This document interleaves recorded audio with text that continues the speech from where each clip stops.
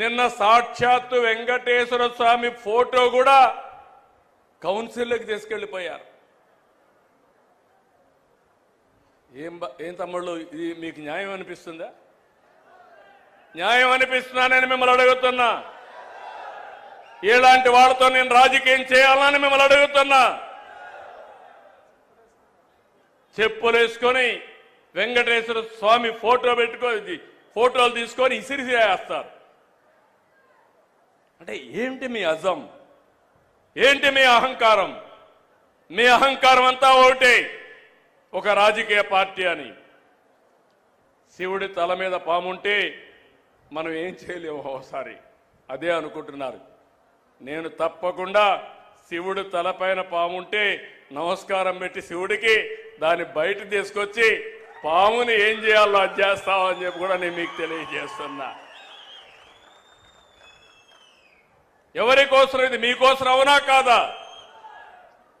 పల్నాడులో ఏం జరిగింది? రాజకీయాలు ఏంటి? ముఠా కక్షలు.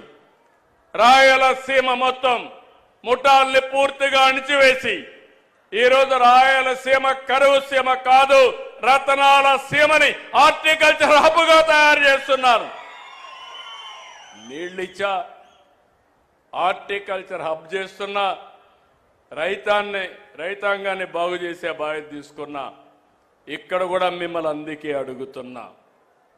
నేను చాలా పెను మార్పులు తీసుకురావాలనుకుంటున్నాను. ప్రతి ఎకరాకు నీళ్లు ఇవ్వాలనుకుంటున్నాను. కరెంటు ఛార్జీలు పెంచకుండా ఉండాలనుకుంటున్నాను. మన పిల్లలకందరికీ ఉద్యోగాలు ఇవ్వాలనుకుంటున్నాను. ప్రతి ఒక్కరికి ఐటీ నేర్పించాలనుకుంటున్నాను. ప్రతి ఒక్కరు కూడా కష్టపడి పనిచేయడమే కాకుండా స్మార్ట్గా పనిచేసే విధానానికి శ్రీకారం చుడతాను. మీ జీవన ప్రమాణాలు పెంచుతాను. ఇలాంటి కార్యక్రమాలు నేను అనుకుంటే 24 గంటలు నిద్రలేస్తే ఇదే ప్రయోగాలు, చెత్త ప్రయోగాలు, పాతకాలపు రాజకీయాలు. మొన్న బయట వస్తే మీరే చూశారు. బయట వస్తే బలవంతంగా మనుషులు తీసుకొస్తారు. వాళ్ళ కారుల కిందనే మనుషులు చంపేస్తారు. చంపేసి మళ్ళీ గవర్నమెంటే చంపిందని మన మీద నెప్పవేస్తారు. పరామర్శలో పోతారు. పోతూ పోతూ మనుషులు చంపేస్తారు. వీళ్ళు మాత్రం పరామర్శించరు. బతుకుండే వాళ్ళని పరామర్శిస్తారు. బూతులు తిట్టిన వాళ్ళని పరామర్శిస్తారు. నీకోసం వచ్చి చనిపోతే పరామర్శించిన పార్టీలు ఇవన్నీ. అందుకే నేను అడుగుతున్నా, నేను చెప్పకూడదు అనుకున్నాను. వెంకటేశ్వర స్వామి విషయం బయట మాట్లాడడం మంచిది కాదని కొద్దిగా ఓపిక పట్టాను.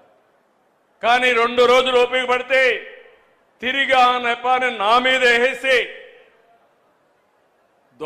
దొంగ అని తప్పించుకునే పరిస్థితికి వస్తే దొంగను పట్టి నడి రోడ్లో నిలబెట్టవలసిన బాధ్యత, పోలీసింగ్ చేయాల్సిన బాధ్యత నా పైన ఉంది. అవునా కాదా? నేను చెప్పింది వాస్తవం. చేలు పైకెత్తండి.